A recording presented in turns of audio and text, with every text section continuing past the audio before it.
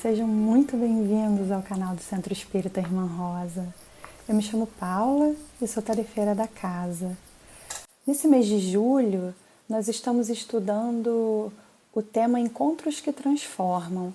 E como livro base para esses estudos, nós estamos utilizando a obra Paulo e Estevão, uma psicografia de Chico Xavier, pelo Espírito Emmanuel. Quem vai falar para a gente hoje é o Breno, que também é tarefeiro do Irmã Rosa, e que vai trazer uma reflexão com o título No Caminho de Damasco. Mas antes de chamarmos o Breno, nós vamos fazer a leitura de uma página e a prece inicial. A página de hoje é do livro Vinha de Luz, também psicografia de Chico Xavier por Emmanuel. O item de número 5, intitulado Com Amor. Emmanuel destaca a carta de Paulo aos Colossenses, capítulo 3, versículo 14. E sobre tudo isto, revesti-vos de caridade, que é o vínculo da perfeição. E Emmanuel vai comentar. Todo discípulo do Evangelho precisará coragem para atacar os serviços da redenção de si mesmo. Nenhum dispensará as armaduras da fé, a fim de marchar com desassombro sob tempestades. O caminho de resgate e elevação permanece cheio de espinhos. O trabalho constituir-se-á de lutas, de sofrimentos, de sacrifícios, de suor, de testemunhos. Toda a preparação é necessária no capítulo da resistência. Entretanto, sobre tudo isto é indispensável revestir-se nossa alma de caridade, que é o amor sublime. A nobreza de caráter, a confiança, a benevolência, a fé, a ciência, a penetração, os dons e as possibilidades são fios preciosos, mas o amor é o tear divino que os entrelaçará, tecendo a túnica da perfeição espiritual. A disciplina e a educação, a escola e a cultura, o esforço e a obra são flores e frutos na árvore da vida. Todavia, o amor é a raiz eterna. Mas como amaremos no serviço diário? Renovemo-nos no Espírito do Senhor e compreendamos os nossos semelhantes. Auxiliemos em silêncio, entendendo a situação de cada um, temperando a bondade com a energia e a fraternidade com a justiça. Ouçamos a sugestão do amor a cada passo na senda evolutiva. Quem ama compreende, e quem compreende trabalha pelo mundo melhor. Vamos orar. Jesus, Mestre amado de nossos corações, querida Irmã Rosa, obrigada por mais esta oportunidade abençoada de reunirmos nossos pensamentos, nossos sentimentos, nossas boas intenções para estudar o Teu Evangelho, Senhor, à luz da doutrina dos Espíritos. Que possamos ter nossas mentes e corações abertos para compreendermos os Teus ensinamentos e assim colocá-los em prática. Que os bons espíritos, trabalhadores da casa da Irmã Rosa, possam chegar a todos os corações e todos os lares aqui representados. E também ao nosso amigo Breno, que fará a exposição de hoje, que ele possa receber da espiritualidade amiga as intuições, as inspirações que o auxiliarão no desenvolvimento do tema. No mais, Senhor, rogamos que permaneça conosco, nos envolvendo, nos abençoando com seu amor, com a sua luz e a sua paz, hoje e sempre. Que assim possa ser, graças a Deus. Olá, meus irmãos e minhas irmãs. Que a luz do Mestre Jesus esteja entre nós. Estamos aqui para fazer um estudo em torno do livro Paulo Estevão, o livro do Espírito Emmanuel, a mediunidade franciscana de Xavier. É um livro excelente, dá uma alegria muito grande de mais uma vez participar de um projeto em torno do livro. E desde já convido todos à leitura, ao estudo, à releitura, quem já leu. Este livro traz o subtítulo, na capa interna, Episódios Históricos do Cristianismo Primitivo. Então essa leitura nos traz muito sobre história daqueles tempos do começo do cristianismo. É um romance, é uma biografia dos seus personagens, especialmente de Paulo e Estevão, e vai nos narrar muito dificuldades daquela época, violência, pois toda aquela região do povo hebreu estava dominada pelo Império Romano. Os abusos ali cometidos e muita dedicação dos primeiros cristãos. Muitos personagens com falas bastante interessantes. Podemos destacar, além de Paulo, do próprio Estevão. O Estevão será tema de outra exposição de companheiros nossos. O apóstolo Pedro também terá, junto com Paulo, um outro dia de estudo. A Abigail, o amor de Paulo, com falas lindíssimas, também será tema de exposição, Paulo e Abigail. O Gamaliel, que é uma pessoa mais velha, é o orientador no Sinédrio, né, de Paulo.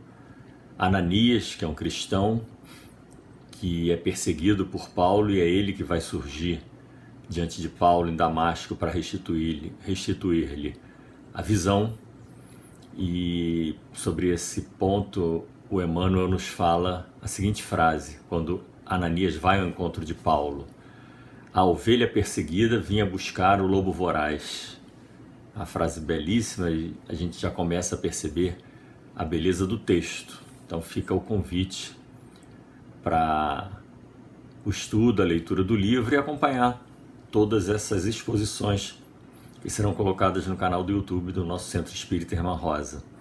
Eu vou ficar igual o pessoal que é viciado em série ou em novela, esperando o próximo capítulo, esperando a próxima exposição, porque realmente é uma obra que vale muito a pena a gente ler, participar e estudar. E o tema que nos toca hoje é no caminho de Damasco.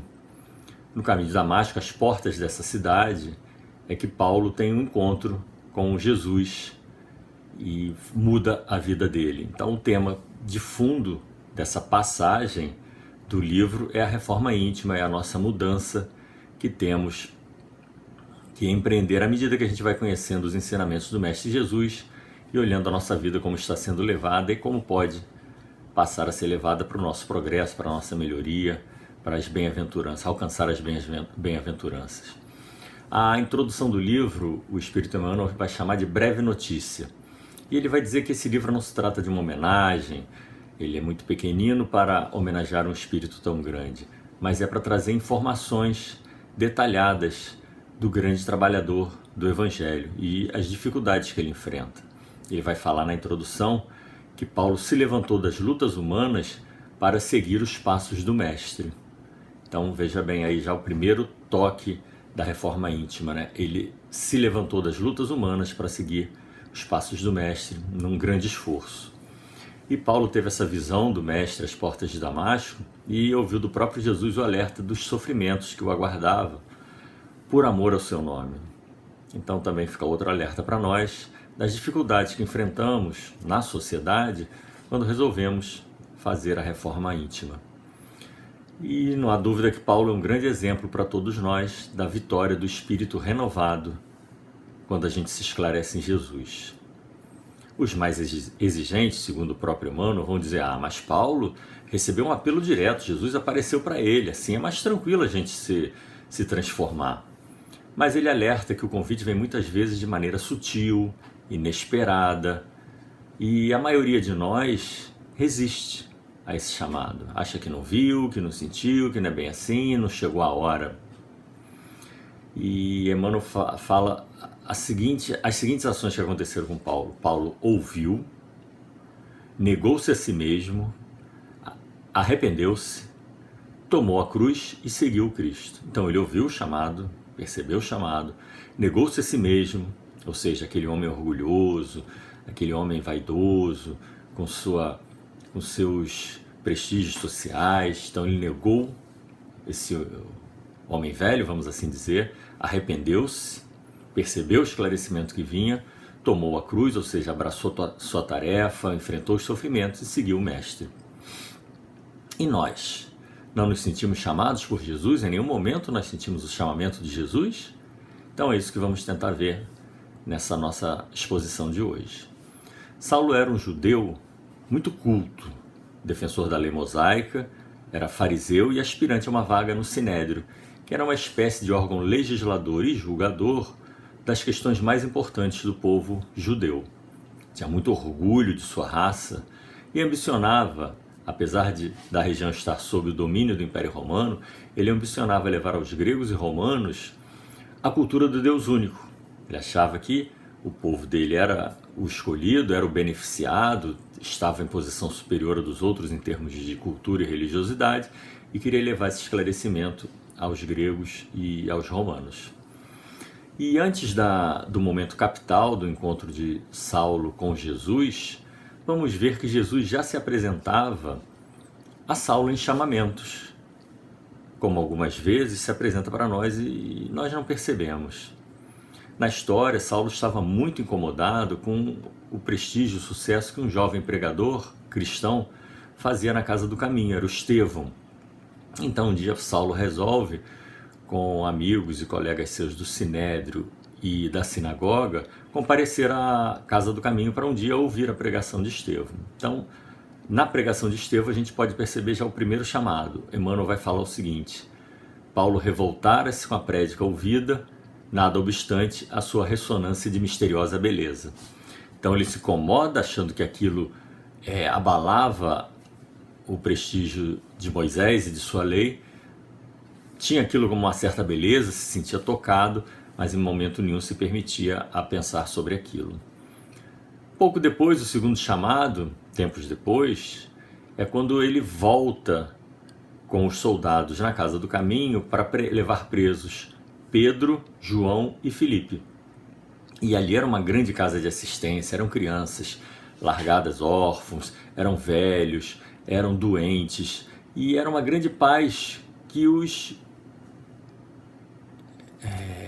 apóstolos se ofereceram, se entregaram para a prisão, e ele não entendia isso.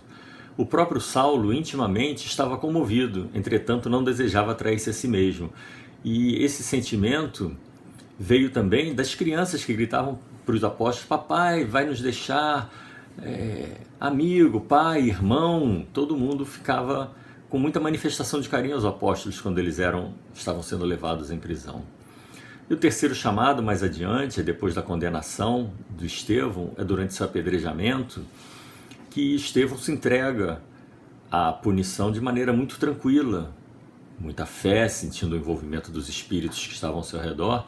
E Emmanuel narra da seguinte forma: aquela tranquilidade de Estevão, no entanto, não deixava de impressionar bem no imo do coração voluntarioso e inflexível do Saulo.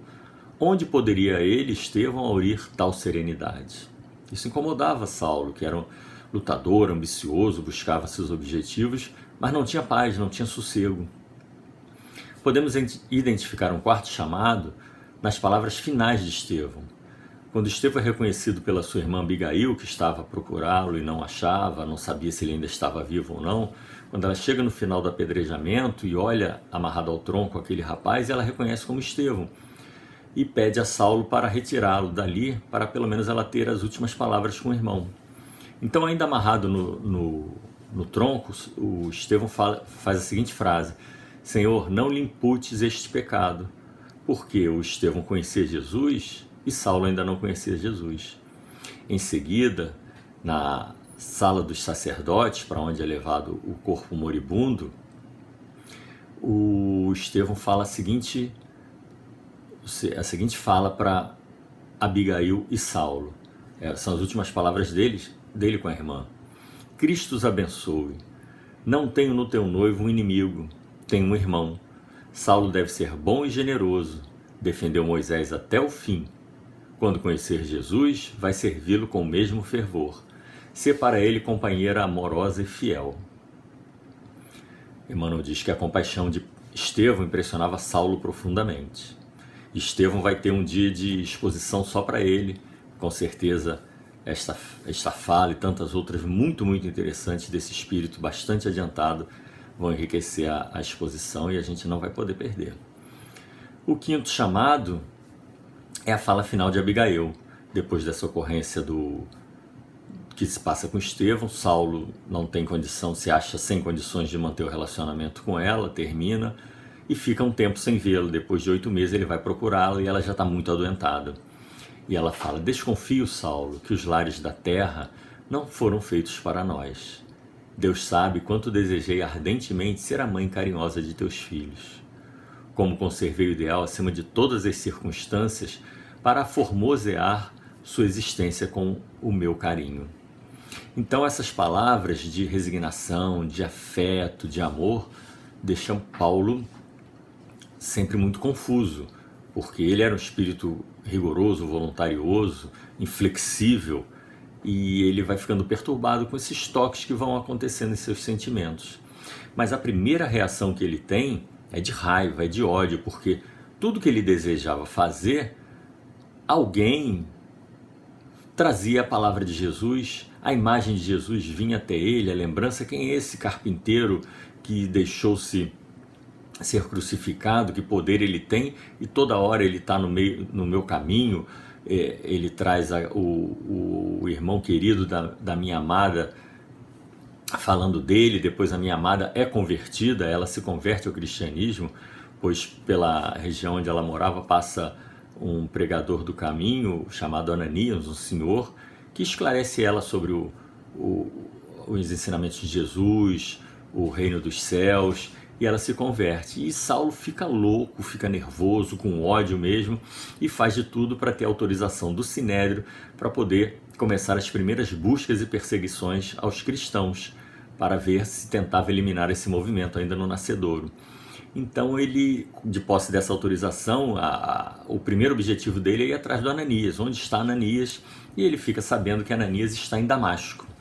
Então ele faz uma pequena caravana, ele e mais 3 servidores, mais 3 companheiros que vão junto com ele, e pouco antes de chegar, já no fim da viagem, às vésperas de chegar em Damasco, ele começa a ter recordações de todas essas passagens da vida dele, a própria Abigail, a paz que os seguidores de Jesus, do carpinteiro, como ele falava, a paz que essas pessoas apresentavam, Estevão, que nas suas argumentações sempre mostrou uma inteligência poderosa, se entrega com a paz impressionante. Abigail também sempre amorosa e carinhosa, e o próprio Saulo, com prestígio, com recursos, privilégios, conquistas, com ascensões pela frente, próximo a chegar a uma vaga no Sinédrio, ele jamais conseguia ter a paz interior, jamais conseguia estar bem consigo mesmo.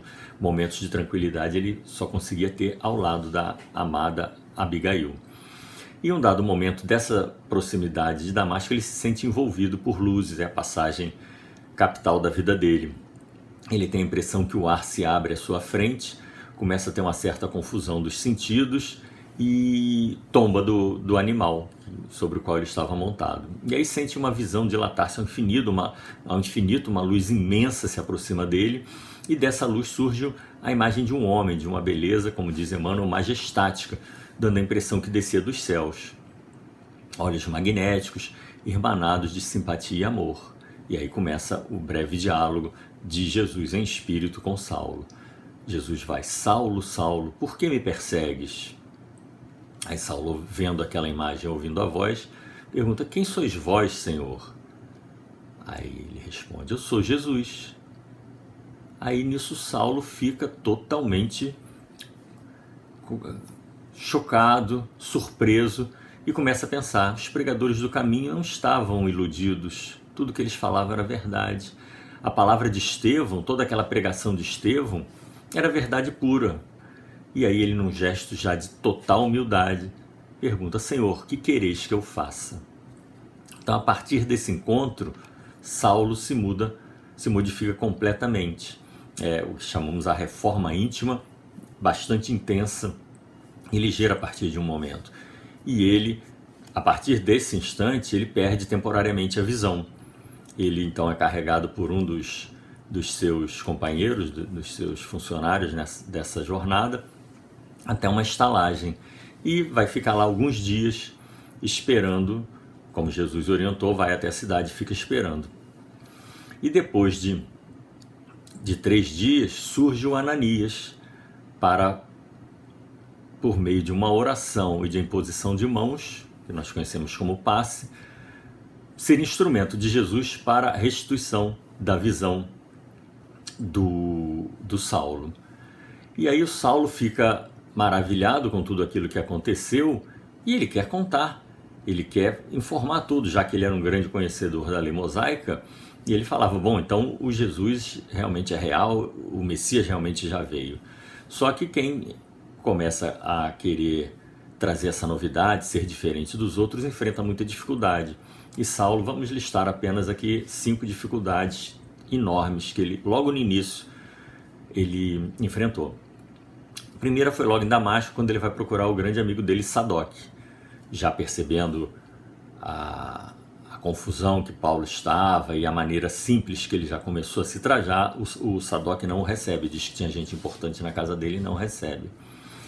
Ainda em Damasco, ele vai à sinagoga, pede a oportunidade à palavra, começa a fazer a sua exposição e em dado momento ele fala, o Messias prometido já veio. E Emmanuel faz a seguinte a frase, uma bomba que estourasse no recinto não causaria maior espanto. Ele continua sua fala e depois de um certo tempo os frequentadores ali à época, todos seguidores de Moisés, não aguentam e começam a ofendê-lo e até mesmo quase querer agredi-lo. Tempos depois, quando ele volta a Jerusalém, vai procurar outro grande amigo dele, Alexandre, que muito companheiro, mas acha que ele está completamente perturbado, que ele está insano e não lhe dá muita conversa. Ele também sente a esperança de procurar seu pai.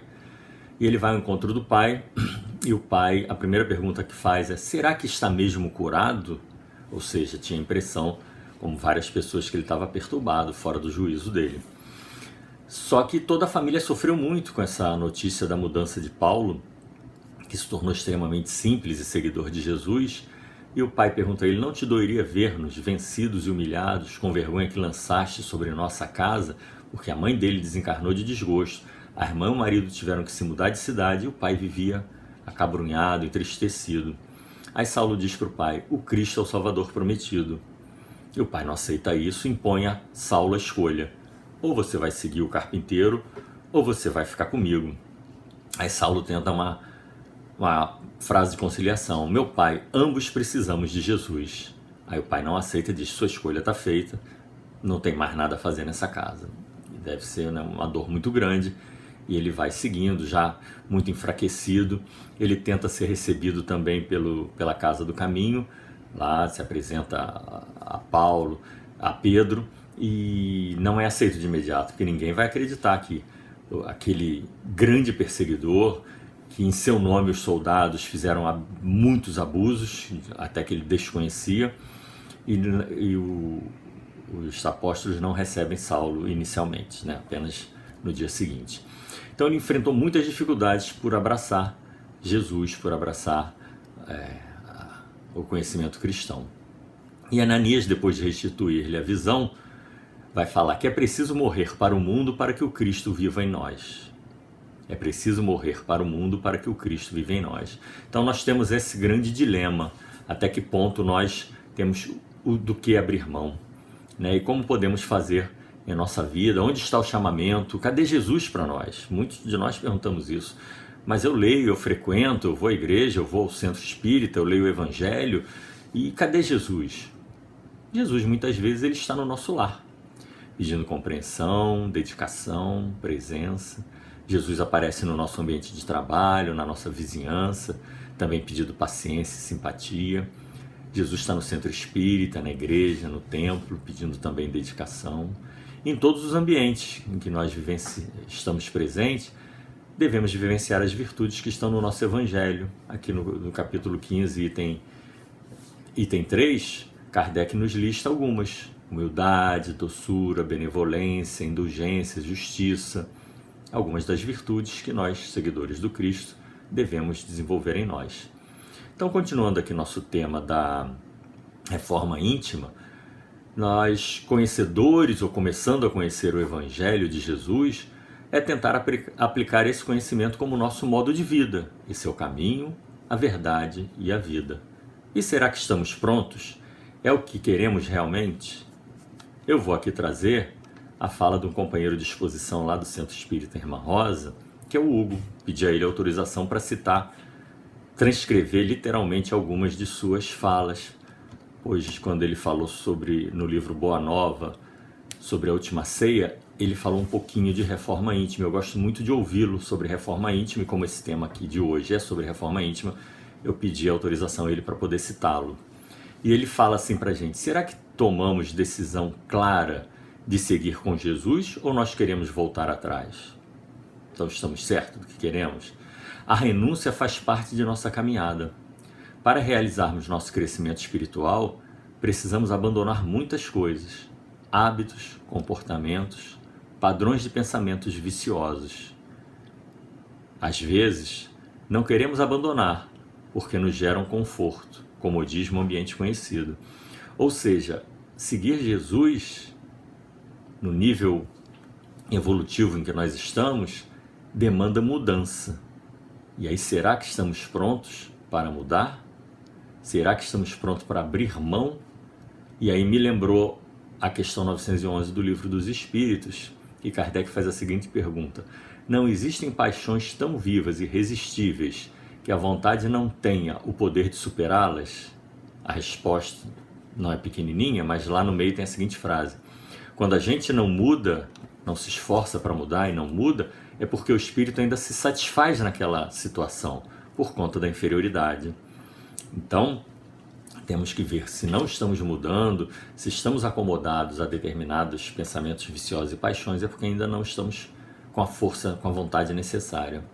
E continua nosso amigo Hugo: será que estamos preparados para abandonar parcelas de egoísmo, orgulho e vaidade, interesses materiais e paixões? Ou seja, abandonar egoísmo, orgulho, vaidade, interesses materiais e paixões. Esse caminho é transformador. Os hábitos se modificam, as reações, a maneira de agir, algumas vezes profundamente. Por essa escolha, poderemos sofrer incompreensão e sarcasmo de amigos e familiares. Então, por conta da transformação que nós vamos acabar passando, diz o nosso companheiro Hugo, que nós podemos sofrer a incompreensão e sarcasmos de amigos e familiares. E aqui eu vou trazer a título de exemplo, muito superficial, mas é que pode realmente acontecer, a título de brincadeira, os seguintes comentários, quando você começa a se modificar. O grupo que você frequenta pode chegar para você e falar: ué, não bebe mais com a gente? Entrou para a igreja? Não gosta mais dos amigos? A esposa te amarrou em casa? Tá com medo do maridinho não gostar? Virou freira? Não vai com a gente? E tantas outras situações mais que começam com brincadeira, mas é porque você vai se tornando um pouquinho diferente que seja. E aí, pouco a pouco, você vai deixando de ser convidado para algumas situações que antes você era lembrado. Seu lugar acaba sendo tomado por outro, porque você se tornou diferente. E muitas vezes o caminho é solitário. Em muitos momentos, você vai se sentir no meio ali de um grupo, mas você se sente sozinho. E a busca pelo desenvolvimento das virtudes em nós deve ser constante. E aproveitando que este livro, Paulo Estevam de Emmanuel, nós temos outro livro de Emmanuel que é muito interessante para estudo, é o Consoladora de Perguntas e Respostas. Na 253, ele vai dizer que a virtude é a aquisição do espírito conquistada pelo trabalho no esforço próprio. Então é trabalho e esforço próprio. Aí conseguimos desenvolver virtudes. E como paciência é uma das virtudes que devemos buscar constantemente, a pergunta seguinte, a 254, é sobre paciência. E é uma fala muito bacana, muito esclarecedora do Emmanuel. Por isso, só essa paciência, essa pergunta já daria um tema de exposição. Ele diz que a verdadeira paciência é sempre uma exteriorização da alma que realizou muito amor em si mesma para dá-la a outrem. Ou seja, a paciência é exteriorização da alma que realizou muito amor em si mesma para dar a outrem. Chama também a paciência de tolerância esclarecida. Então a pessoa que quer ter paciência, ela deve desenvolver tolerância e ter esclarecimento, ter conhecimento. Ele diz que faz-se mistério estudar à vontade. Faz-se mistério educar à vontade. Ou seja, a minha vontade ela não pode ser solta. Ela tem que ser educada a partir dos princípios que a gente está buscando seguir. E aí vem todo o esforço, o querer, pela disciplina de nós mesmos. É bem típico de Emmanuel, que falou para Francisco Cândido Xavier no início, deu 3 conselhos para ele, vocês muitos sabem, que era o primeiro disciplina, o segundo disciplina e o terceiro disciplina. E aqui, nessa perguntinha, Emmanuel traz de novo, disciplina de nós mesmos. Ou seja, não dá para fazer tudo o que a gente quer. A disciplina é o regulador, é a chave, é a comporta do que deve e do que não deve passar. Ele fala que nós devemos ter a continência dos nossos impulsos, que a impulsividade é ainda da nossa ancestralidade, as reações impulsivas. À medida que a gente se esclarece, vai desenvolvendo sentimentos e o amor, nós vamos conseguindo controlar os impulsos. E ele traz do dito popular, o hábito faz a segunda natureza, é uma grande verdade. Tudo que a gente repete, tudo que a gente treina, a gente se torna melhor. Então todo o hábito vai sendo incorporado em nossa personalidade, desde pequenininho, né? Assim com as criancinhas, a gente passa, deu bom dia, falou com o moço, falou com a moça, agradeceu, e nós vamos aprendendo esses bons hábitos. E a mesma coisa desenvolver virtudes, é treinamento, é repetição, mas aí ele traz uma outra a partir daí. A disciplina antecede a espontaneidade, ou seja, claro que é ótimo ser espontâneo, mas a disciplina, como falamos agora há pouco, ela é o regulador, ela é a chave do que deixa passar ou não. Ou seja, se eu tenho alegria, vontade de ajudar, vontade de dar o apoio a alguém, a disciplina deixa esse sentimento seguir adiante. Agora, se eu vou ficar reclamando, falo mal dos outros, de ciúme, a disciplina tem que regular isso aí e bloquear para tentar substituir esses sentimentos por outros melhores. Então a disciplina é o grande regulador. E como estamos falando do nosso personagem Paulo, na primeira carta aos Coríntios, tudo a ver com a disciplina de Emmanuel para controlar a espontaneidade, o Paulo escreveu: tudo me é lícito, mas nem tudo me convém. Ou seja, eu sou capaz de fazer tudo, mas nem tudo me convém, porque pode não ser bom para mim, pode não ser bom para o próximo. Então é essa disciplina, é a consciência esclarecida que vai regular tudo isso. No capítulo 11 do nosso Evangelho, nós temos uma instrução de espírito, a fé e a caridade, que nos fala, que a gente lendo essa obra e vendo filmes, nós vemos que a época para sermos cristãos, a época de Jesus, tínhamos que nos martirizar, tínhamos que oferecer nossa vida para não negar a Jesus. E esse espírito orientador nos fala que para sermos cristãos hoje não precisamos mais do sacrifício da vida, mas precisamos sacrificar o egoísmo, o orgulho e a nossa vaidade. O orgulho e o egoísmo é o tempo todo combatido no nosso Evangelho, e a vaidade é comentada em diversas partes, como se estivesse num patamar um pouco abaixo, porque a vaidade sai do orgulho, mas ela é tão forte, já na época da escrita da codificação, e hoje nem se fala muito mais, que ela ganha uma independência. A vaidade ela é tão forte que ela ganha um destaque. Então, orgulho, egoísmo e a própria vaidade. Recentemente, eu assisti uma palestra de Divaldo Pereira Franco, e ele destacou, eu vou trazer aqui, 3 comportamentos bem graves da atualidade, que é o individualismo, a sensualidade e o consumismo. O individualismo sai direto do egoísmo, né? Eu, em primeiro lugar, só eu. A sensualidade podemos entender aí como o erotismo ou como as sensações de um modo geral, saem das paixões, ainda do nosso tempo pretérito e a dificuldade de controlá-las hoje. E o consumismo, muitas vezes, tomando lugar aí do afeto, da atenção, uma fuga do vazio existencial que às vezes as pessoas se encontram. O consumismo está aparecendo em oposição à simplicidade que o cristianismo nos convida e a doutrina espírita fala aí tantas vezes também. O consumismo também nos daria um tema para uma conversa inteira. Então nós espíritas temos que redobrar os cuidados com egoísmo, com orgulho, com vaidade e individualismo, sensualidade e consumismo. E por sermos espíritas, estarmos dentro de uma casa de estudo, de amor, temos que ter cuidado e não acharmos que já fizemos a nossa transformação, que estamos já certos, porque trabalhamos, frequentamos 2 dias, fazemos nossas preces, nos dedicamos. Não.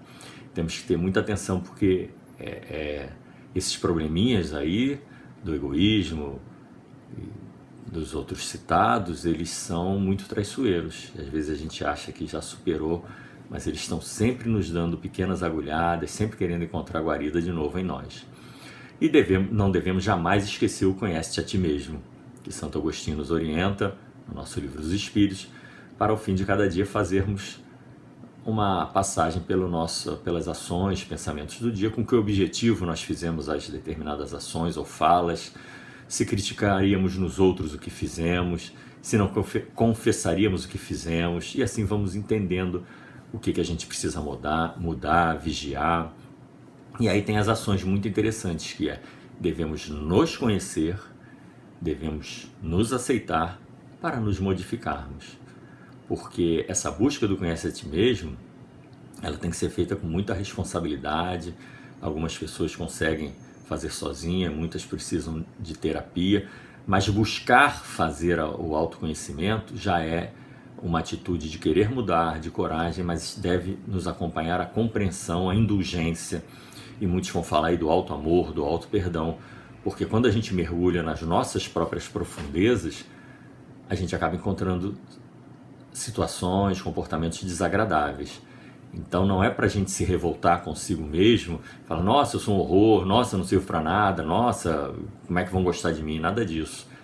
É se conhecer e inicialmente, primeiramente, se aceitar. Aceitando, aí eu consigo me modificar. Porque se eu me revolto, se eu sou um horror e tudo, aí eu não vou ter força para seguir adiante. É saber que, mexendo nas nossas profundezas, vão subir situações desagradáveis, e para todos nós, porque nós somos espíritos em evolução, ainda num degrau relativamente baixo, né? E como provocação, que a nossa doutrina ela é consoladora, ela é esclarecedora, mas eu gosto muito da parte que nos provoca, e eu vou deixar aqui algumas provocações para a gente ver se em nós, como o nosso personagem principal, o Saulo, era muito orgulhoso, e do orgulho decorrem diversas ações que a gente vem a fazer, algumas perguntas para a gente tentar ver em nós se nós somos orgulhosos, ou o que de orgulho ainda temos. Então a primeira, você se acha superior aos outros?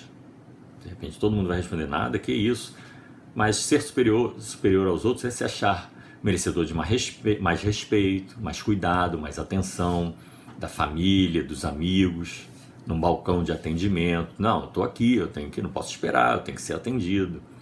Se o orgulho se fere facilmente, quer tudo sempre do seu jeito, é autoritário, perde a paciência diante de argumentação contrária, aceita bem quando alguém diz que você está enganado, consegue pedir desculpas, depois de discussões, toma atitude para reconciliação, tem opinião para todos os assuntos. Às vezes numa roda de conversa estão falando de culinária, a pessoa sabe tudo de todas as receitas, de todos os restaurantes. Vão falar de carro, a pessoa sabe de todos os carros, motores. Vão falar de religião, vai falar que sabe tudo da vida de Jesus. Vai falar de ecologia, sabe de todos os programas e ONGs, etc. Tem conhecimento e vai opinar sobre tudo? Ou esse aqui que eu adoro, né? Todo mundo conhece. Você julga as pessoas em silêncio? Ou seja, está o tempo todo, e isso seria, né, um tema para uma conversa inteira, o tempo todo falando do defeito dos outros, o tempo todo diminuindo os outros, tentando se colocar acima, fazendo observações negativas. Vencer isso, meus irmãos, é importantíssimo, porque isso é extremamente insidioso, isso vem com a gente, está na sociedade, então vem desde a nossa formação, desde criancinha a gente vai aprendendo a ser gente, olhando para o outro e criticando. Então isso é muito importante. Quando a gente vence isso, a gente também evita a aproximação de espíritos sofredores, que pensam dessa mesma forma, que gostam de destruir, que gostam de criticar. Então vencer o falar mal dos outros é deixar já de lado afastar de nós uma grande parcela de espíritos negativos que se aproximam por sintonia dos nossos sentimentos e pensamentos. Um pouquinho junto com criticar os outros, você está sempre reclamando de alguma coisa? Tudo é sempre um absurdo? Claro que se a gente for sempre ser rigoroso, tem muita coisa para reclamar. Mas a compreensão de que estamos no mundo de provas e expiações nos dá um certo conforto em relação ao que aparentemente é injustiça e é errado. E agora, com relação à vaidade, que é também filhote do orgulho, quer sempre apresentar uma aparência caprichada? Você gosta de mostrar suas roupas e aparelhos novos? Onde está a simplicidade? Que o cristianismo tanto nos fala e a doutrina espírita vem nos renovar. Onde está a simplicidade? Encaminhando o encerramento, Leon Denis nos fala, no livro Depois da Morte, que o orgulho nos impede todo o nosso aperfeiçoamento, por 2 motivos. Porque ele superestima nosso valor e ele cega os nossos defeitos. Então o orgulho, ele superestima o nosso valor e ele tampa a nossa vista para os nossos defeitos. Então Leon Denis vai dizer que ele encobre todas as verdades. E junto com Conhece-te a ti mesmo, não podemos deixar de falar rapidamente na oração como suporte da manifestação do que a gente quer junto aos bons espíritos. É o nosso desejo de mudança. Então eu busco em mim, estou fazendo as minhas ações, estou dando o meu esforço e oro pedindo ajuda. Então não podemos esquecer da oração como manifestação da minha vontade junto aos bons espíritos. Então, se não tenho paciência, eu oro para passar a ter paciência. E diante de uma fila, diante de uma espera, não ficar mais reclamando, porque eu estou orando para pedir paciência. Então, eu tenho que dar o meu esforço. Se eu ainda sinto ciúmes ou inveja, eu peço para não ter esses sentimentos. E aí a gente tem que lembrar da nossa pergunta 909 do Livro dos Espíritos sobre vontade, que a dificuldade que nós temos para vencer as más paixões é a falta da vontade, assim os espíritos nos falam. E da 910, eles vão falar que nós podemos contar com a ajuda dos bons espíritos, pois se oramos com sinceridade e oração, eles vêm, e fé, eles vêm em nosso auxílio. Aqui temos então a ajuda de que o céu te ajudará. Ou seja, eu oro pedindo ajuda, mas eu estou mergulhando em mim, eu estou me esforçando para me conhecer, para me aceitar e para melhorar. No capítulo 27, dedicado à oração do nosso Evangelho segundo o Espiritismo, no item 22, nós temos a mensagem de um espírito que ele fala: já vos lembraste de pedir a Deus a vossa melhoria moral? Pedi antes de todas as coisas a vossa melhoria e vereis uma imensidão de graças e consolações que se derramarão sobre vós. Então está aí a receita. É o esforço em si mesmo e a oração com fé e firmeza. E aí, a partir disso, nós vamos então exercitar os novos hábitos, novas leituras, novos programas, novos pensamentos, cientes das dificuldades que nós vamos enfrentar para sermos cristãos em meio à nossa sociedade. Mas temos, graças a Deus, muitos companheiros nesse mesmo esforço e com eles nós também podemos caminhar, dividir momentos de alegria, de estudo e muitas bênçãos no Pai. É o que nós tínhamos a falar hoje.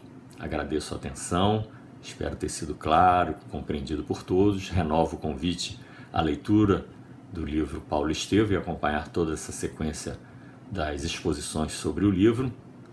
E vamos passar a palavra ao irmão Alberto para a prece final. Que Deus abençoe a todos nós. Graças. Assim seja. Busquemos agora, meus irmãos, a melhor posição para podermos orar, relaxando o nosso corpo, a nossa musculatura dos ombros, da face, para assim, seguindo as recomendações do Cristo, entrarmos no aposento íntimo da nossa consciência, fecharmos as portas para qualquer pensamento e nos sintonizarmos em um só pensamento, elevado a Deus, o nosso Pai de infinito amor e misericórdia, a Jesus, o Mestre querido, a nossa querida irmã Rosa, agradecendo inicialmente por todo o amparo que temos recebido, agradecendo porque encontramos na presente existência o Consolador prometido, encontramos a casa da irmã Rosa que nos acolhe, onde ancoramos o barco das nossas aflições e lá nos instrumentalizamos para aprender a lidar com elas de forma harmoniosa. Agradecido, Senhor Jesus, nós ainda lhe rogamos uma vez ainda mais pelo amparo para o nosso planeta que passa momentaneamente por um momento de flagelo, Senhor. Que a sua equipe espiritual possa amparar a todos nós, especialmente inspirar os homens que são responsáveis por encontrar os caminhos para solucionar esta questão e amparando também aqueles que retornam ao mundo espiritual, Senhor Jesus. E uma vez ainda mais nós lhe pedimos que essas energias possam ser irradiadas até cada lar que nos ouve, penetrando todos os compartimentos, envolvendo todos os familiares em muita serenidade e oração para superarmos este momento. E finalmente, Senhor, a nossa rogativa pela magnetização das nossas águas.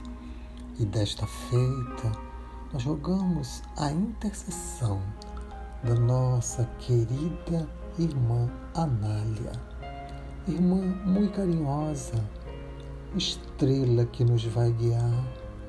Deixai que vossa luz radiosa possa sempre até nós chegar. Ouvi esta prece sincera que ora fazemos, boa irmã. Ajudai aquele que espera só trabalhar com grande afã. Vinde até nós neste momento, com vossa luz nos irradiar. Somente assim qualquer lamento há de em breve finalizar. Ao bom Deus pedimos licença para deixá-la aqui chegar, permitindo vossa presença entre nós há de brilhar. Vinde, pois, irmão, nosso guia, trazer-nos orientação. Fazei da noite um novo dia, do nosso inimigo um irmão. Com esta prece, querida irmã, nós rogamos a sua intercessão na magnetização das nossas águas, evocando a situação semelhante que passamos há um século atrás, quando a Senhora encarnada estava, e utilizando-se da água fluidificada, trouxe a saúde para todas aquelas crianças que a Senhora amparava. Que essas águas possam ser fluidificadas em todos os lares que agora sintonizam conosco, e que a paz do Mestre Jesus possa permanecer fazendo morada em cada lar. Muito obrigado, Jesus. Fica conosco mais esta vez. Que assim seja, com a graça de Deus.